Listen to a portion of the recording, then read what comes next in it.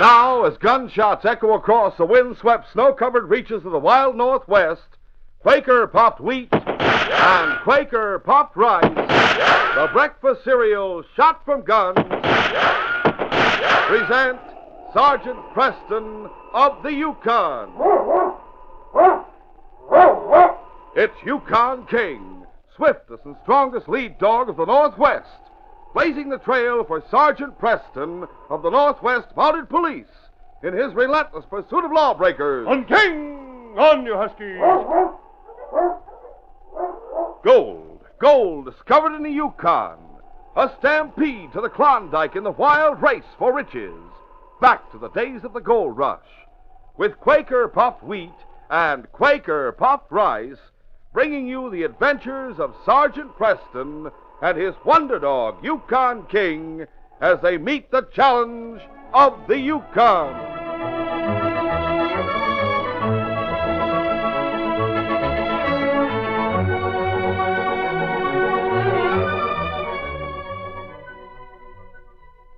There's no one that can make a better cereal than Quaker puffed rice. It's nice. And when you hear that shootin', you're darn tootin' that Quaker makes the ones shot from guns. And say, if you hate to get up in the morning, just think about this appetite alarm clock waiting for you on the breakfast table. A bowl of crisp, fresh Quaker puffed rice or Quaker puffed wheat, topped with lots of milk or thick, rich yellow cream and sliced bananas or chilled fruit.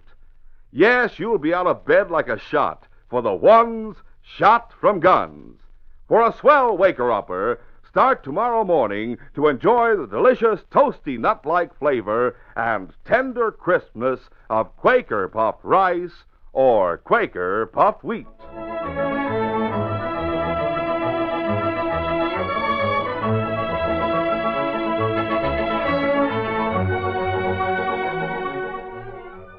Igor Jambol and Pete Arthur left their ship in Skagway and made their way into Yukon territory.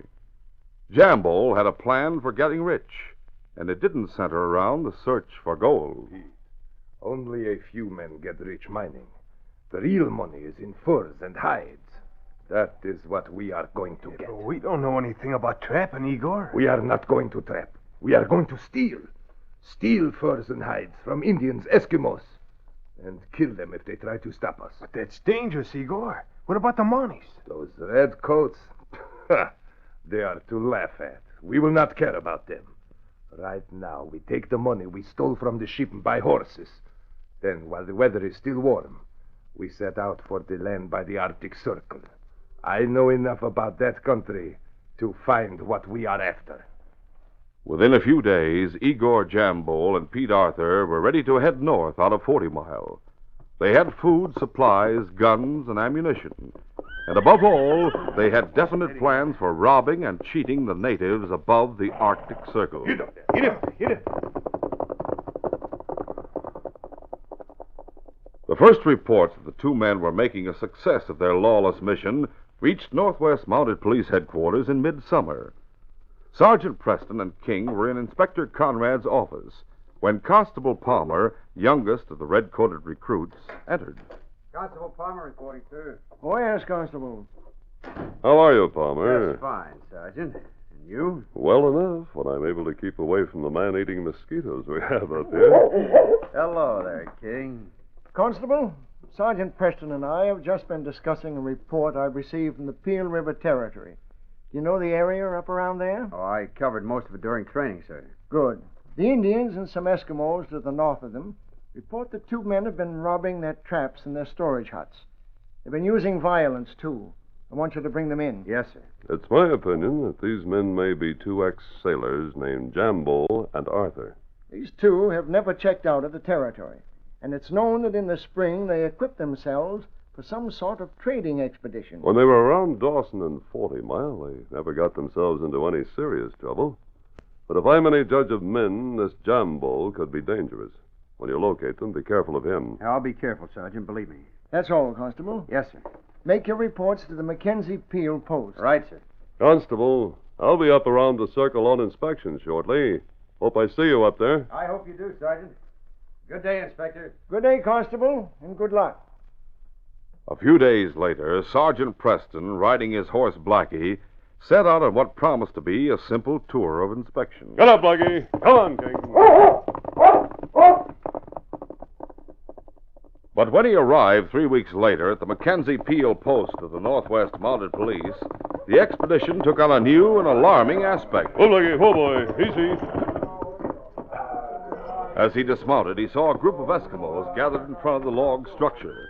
Their manner and the tone of their conversation seemed mournful. Something's wrong, King. The Eskimos, when they saw the sergeant approach, lowered their eyes and became intensely silent. What is this? What's wrong? Ugald, you speak English. What's the matter? Body inside, Sergeant. Akavak, take body inside. Body inside? Come on, King. Constable Guthrie stood in the corner with Arkavok, Dominion-educated Eskimo. At their feet, covered with canvas, was a body. One look at the shining boots protruding from beneath the canvas was enough for Preston. Who is it? Palmer. The boy? Yes, Preston. Murdered. Who did it? Ask Arkavok. He saw it happen. All right, Arkavok. Tell me about it. Yes, Sergeant. For many weeks now, tales have spread that 2 white men who roam between the circle and the ocean, stealing from the traps of Indians and white men alike. They steal, too, from Eskimos. And when they do, they have used fists and sometimes guns to complete their thievery. We've evidence they committed 2 murders, Sergeant. At least Palmer did. It's there on the table in his book. I'll look at it. Go on, Arkavok. We have heard the Mounties seek them. And as the word of their terror spreads, we, too, are ever alert for the time when they may try to steal from us. And last week, Constable Palmer appeared at the summer cabin that my people have built to store the furs and hides we find. The constable, knowing I speak English, sought me out. He is very excited when he enters the cabin. Arkavok, I'm glad you're here. I'm in charge of protecting the contents of this cabin. We have heard the 2 thieving white men. They're on their way here. Huh? I'm surprised they're not here by now. The thieves, sir? How do you know this? I've been close on their trail for the past 3 days, getting closer every minute. I was just a few miles behind them an hour ago. Seemed to me they were heading here. They haven't been here. And they're somewhere in the vicinity. I haven't investigated yet, but I knew they'd have to come to this cabin to get what they're after. And so I headed here first. We'll be ready for them. Have you a gun? Yes, sir. And be ready to use it. He started for the door, Sergeant, to look around, and I walked with him. We paid no attention to the 2 windows, one on each side of the cabin. You can guess what happened. Yes, they ambushed him. Through both windows, ran from each side. They must have come from the trees behind the cabin. Constable Palmer saw the movement at the window to his right, and he turned. Swine. They didn't give him a chance. But as he went down, he fired through one window and got this Igor's partner. He killed him. What did you do? Just stand there? No, sir. I used my gun. Arkavok's wounded, Sergeant. Right arm inside. Oh, I'm sorry, Arkavok. Yes, sir. I was unconscious for many hours. Luckily, some of my tribesmen found me and treated my wounds. Then we started here with the constable's body. We arrived but a few hours ago. I see. Arkavok, you say this Jambol escaped. You any idea in which direction he headed? No, sir. We're sure of that. He didn't attempt to rob the cabin after shooting us. He rode north on his horse. The hoof prints prove that. Guthrie, I'm heading north at once. So am I. Jambol can't know much about this territory, but if he's heading north, chances are he'll try to reach the ocean. I agree with you. He's most likely to follow the river. If he did, he'd be sure to reach his destination. Guthrie, suppose you cross the east bank of the river below here at the ford, and cover the area 5 miles or so to the east of the stream, heading north all the time. A good idea. You'll head north on the west side, huh? Working the same way. Right. How will we check with each other? Has Jambol a full day's start on us? I'd say half a day, Sergeant. From what the Eskimos tell of him, his horse is not fast. We have good horses, Guthrie. One of us should catch up with him within the next couple of days. Sooner than that, I hope. So do I, but let's say 2 days. By then we should be near River's Bend. Yes, I imagine so. Let's meet beyond the bend at the head of the rapids. We'll do that. Provided one or the other hasn't made contact with our man by then. Right. And I'll meet you there day after tomorrow. On your side, the east bank. I'll cross near Siwash Village. We'll start then? No? Yes. Owen Constable, take Jambol alive. He must die where he was meant to die, on the gallows.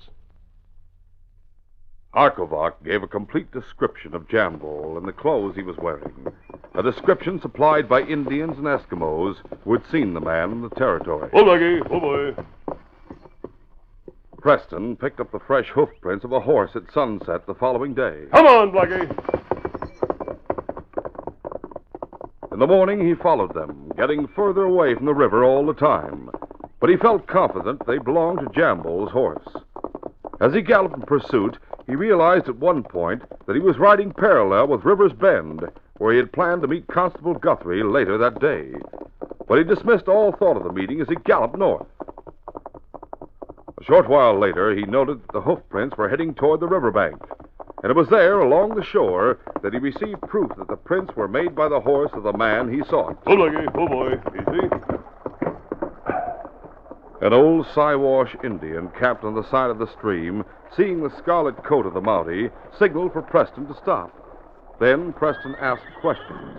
The Indian answered, Me see man on horse, like you say. Tall, big man with whiskers, black. Him stop. Him steal grub. Stole your grub, did he? That's Jambol, all right. The Indian reached into his small tent and brought forth a tattered coat. Him leave this here. Take my coat. Much better one. Let me see that. Thanks. King, this coat, boy, belongs to the man we're after. Get the scent. Good boy. Let's get going. Steady, Blackie. All right, King. Get up, Blackie. We'll continue our adventure in just a moment.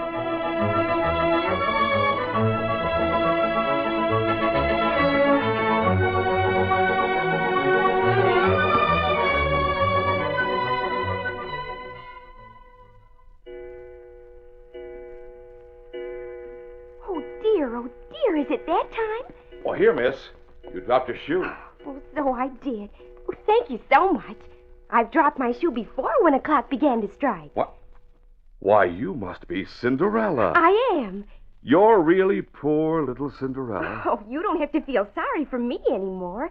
Things are a lot better in the kitchen lately. Do you mean you even have Quaker puffed wheat and Quaker puffed rice in your cupboard? Oh, yes. And aren't they delicious? Oh, yes, indeed. You know, Cinderella, Quaker puffed wheat and Quaker puffed rice are shot from guns. They're actually exploded up to 8 times normal size. Oh, no wonder they taste so crisp and tender. Sure, they're bigger and better tasting. They're shot through and through with bang-up nut-like flavor, too. Well, I eat a big bowlful for breakfast every morning, and lots of times for supper, too. Do you top it with your favorite fruit as well as milk or cream? Oh, yes, and it's good. Oh, it's good for you, too, Cinderella. Quaker puffed wheat or Quaker puffed rice furnish extra food values of restored natural grain amounts of vitamin B1, niacin, and iron. Did you fellas and girls get that? Well, for a nourishing breakfast treat you love to eat, reach for Quaker puffed rice or Quaker puffed wheat. The original crisp, fresh breakfast cereal shot from guns.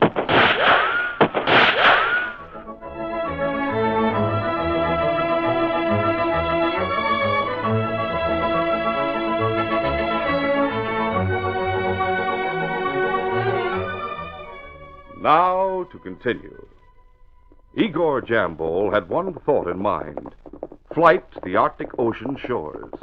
There he hoped he might find haven on some seal-hunting vessel. Faster, faster! He knew the killing of a Northwest mounted police officer meant relentless pursuit, and suspected that the pursuit had already begun. You fool horse! Can you not go faster? He slapped at the horse's head. Get up! Get up there! The beast, frightened, suddenly shied. Its front leg sank into a hole in the ground, and the animal fell with a scream of pain. Jambol was thrown clear, unhurt, but the animal lay on the ground, its leg raised, and its eyes rolling in terror. Jambol rose to his feet slowly. Dumb blind... What is that? He turned toward the distant barking, and far back on a rise of ground, saw the silhouette of a dog. No. He realized the animal was barking to signal someone behind. He felt for the gun in his pocket. then removed it and wrapped it in a piece of oilskin he carried to keep it dry. Then he turned and ran across the marshy ground toward the stream which flowed nearby. As he neared the stream, he saw something he had not noticed before. A cabin on top of a hill on the other side of the water. Without hesitation, he plunged into the current and started to swim to the opposite shore.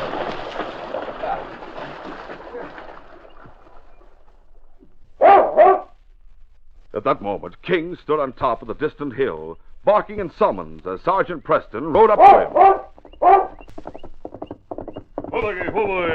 What is it, King? What have you found? See something ahead? Oh, yes. King, boy, we've caught up with our man. Come on, Blackie! On, King!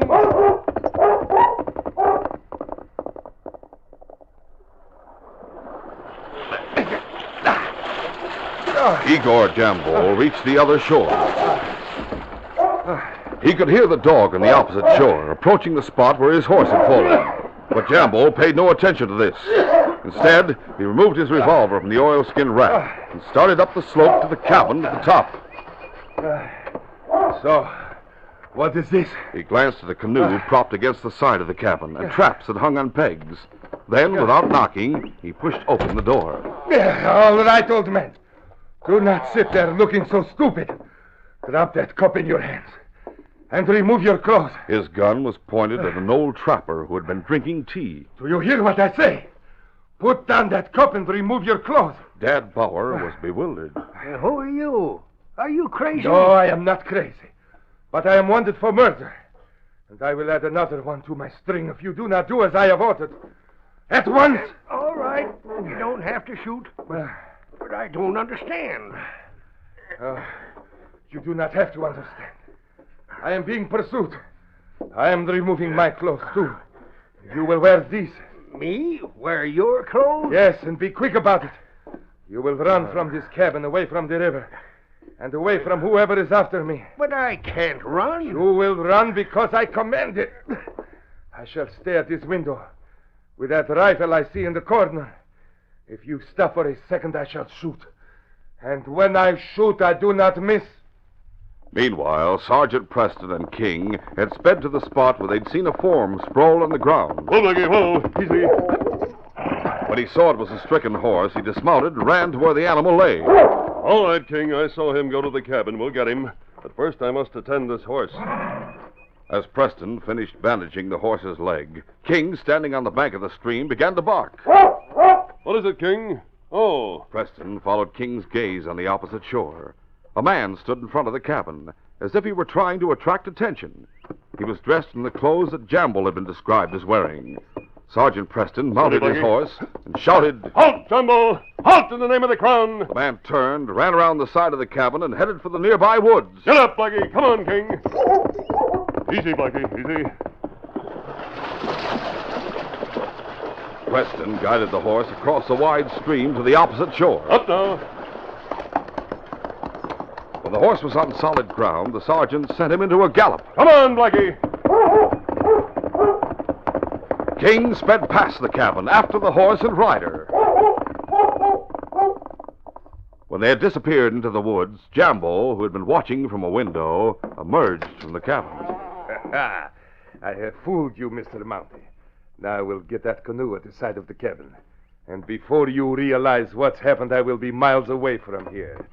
A half-mile from the cabin, Sergeant Preston overtook the fugitive. He lay face down in the grass, panting heavily. Whoa, Blackie, whoa, easy. Don't try any tricks, Jambo. Sergeant Preston, don't shoot. Don't. Dad Bauer, what is this? I'm sorry, Sergeant. He made me change clothes to lead you here, away from him. He had me covered with a gun. He'd have killed me if I didn't obey him. I couldn't run another step just Where is now. he? Well, when you passed the cabin, he planned to take my canoe and head back downstream. He's probably gone by now. Downstream? If he does that, he'll run into the rapids. He knows that. He must have seen them on his way up country. He said he knows how to handle a canoe. His aim is to shoot the rapids, gain as many miles as possible, and escape. When I picked up Jambo's trail, I traveled so fast I must have left Guthrie miles behind on his side of the river. And he's supposed to meet me at River's Bend today. Well, that's where the rapids start. Yes, I know, Dad. That's what has me thinking. If Guthrie only knew that, but he doesn't. And it's up to me to try and stop John Bull from getting through those rapids. He must be miles ahead of you by now. Not too many miles. The stream curves before it runs into the rapids. By riding across country on a straight line, I may get to the rapids as soon as he does. Ready, King? Don't worry about me, Sergeant. I'll be all right as soon as I get my wind back. Then I'll leave you here, Dad. Go after him, Sergeant, and good luck. Thanks. Come on, King. Easy, Blackie. That way, Hornet! Preston, after a breathless cross-country ride, had arrived at the rapids below River's Bend. Oh, Blackie, oh, boy. Here, the stream, after completing a wide turn a quarter of a mile above, narrowed so that the opposite banks were approximately 30 feet apart. And here the water churned as it leaped over jutting rocks in the center of the stream. For miles thereafter, downstream, the water was a rushing torrent that boiled like a cauldron. Preston! Constable Guthrie rode off from a nearby grove of trees. Has John Bull passed? Campbell pass here in the rapids? Yes, I've been chasing him. He was heading towards the...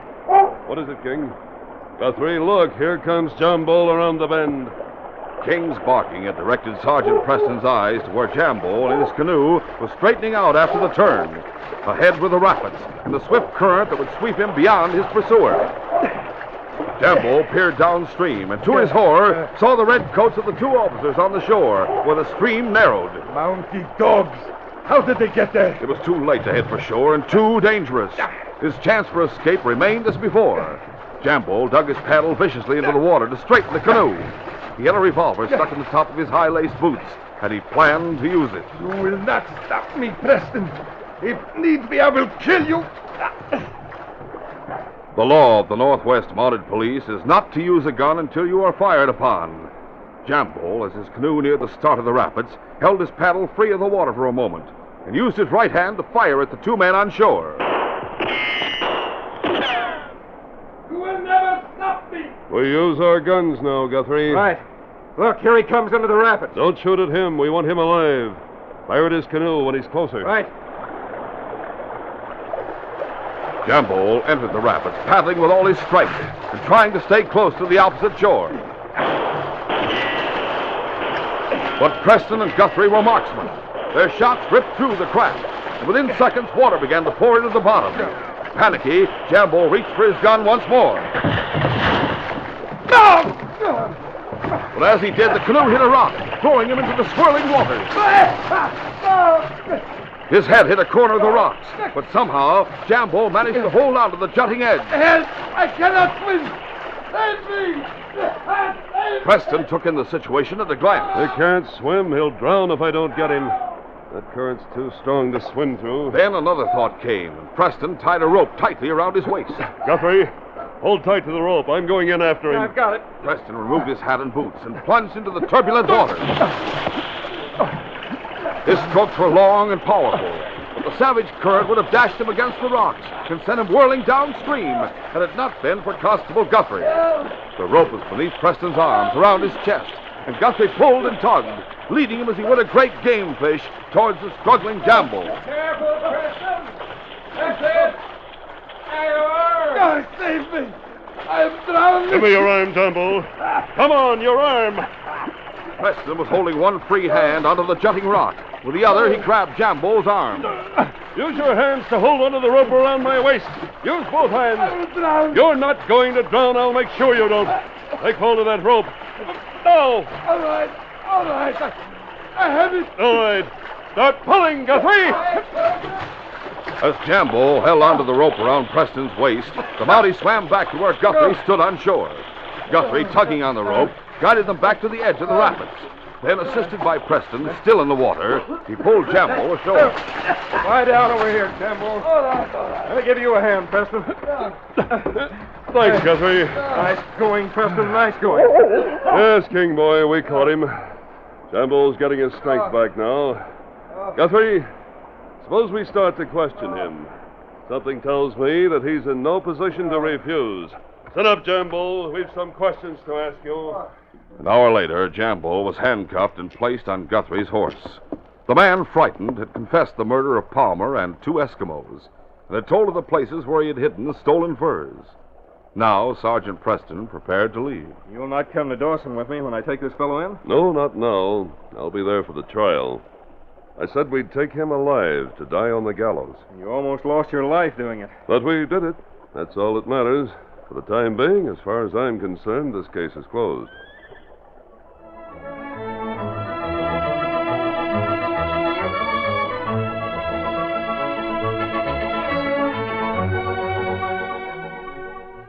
Sergeant Preston will return in just a moment with a word about our next exciting adventure. This is your inquiring reporter with a question for the day. What is your family's favorite breakfast cereal? Of course, it's Quaker puffed rice and Quaker puffed wheat. Well, tell me, why do your children like them? They like them because they're the ones shot from guns. And what does Dad like about them? Oh, he likes their toasty, nut-like flavor. Ah, yes. That's the flavor of the good, natural grain. The sun-ripened flavor that old Mother Nature puts into it. Well, you see, in our family, the children like their cereal very, very sweet. But my husband doesn't want his nearly so sweet. And that's the beauty of Quaker puffed rice and Quaker puffed wheat.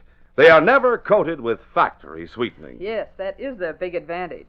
My family can sweeten them with sugar just the way they like them. And every bowlful gives your family extra food values of restored natural grain amounts of vitamin B1, niacin, and iron. That's why I'm glad my family wants to eat them every single morning. So it's a smart mother who always puts delicious, nourishing Quaker puffed rice and Quaker puffed wheat on the breakfast table. Remember, the ones shot from guns come only in the big red and blue packages with a sealed inner lining that keeps them fresh as can be.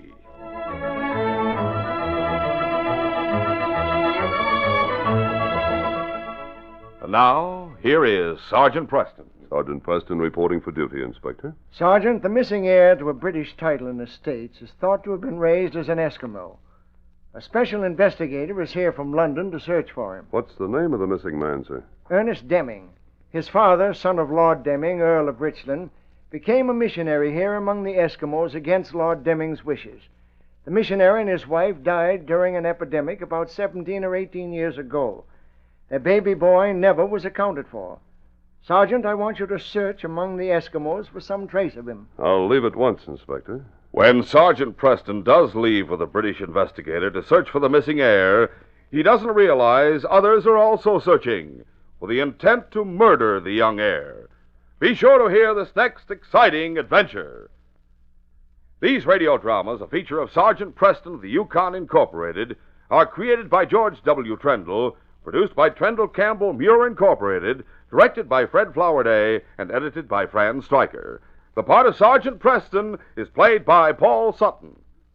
Sergeant Preston of the Yukon is brought to you every Tuesday and Thursday at the same time by Quaker Puffed Wheat and Quaker Puffed Rice, the breakfast cereals shot from guns.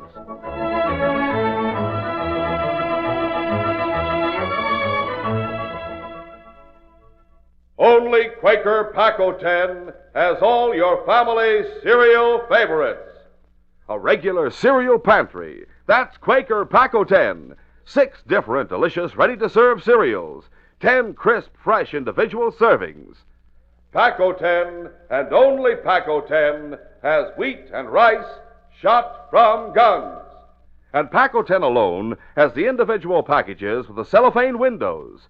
There's both an inner and outer cellophane wrap to doubly protect that day it's made crispness. Pick up a pack of Pac-O-10 at your grocer's tomorrow.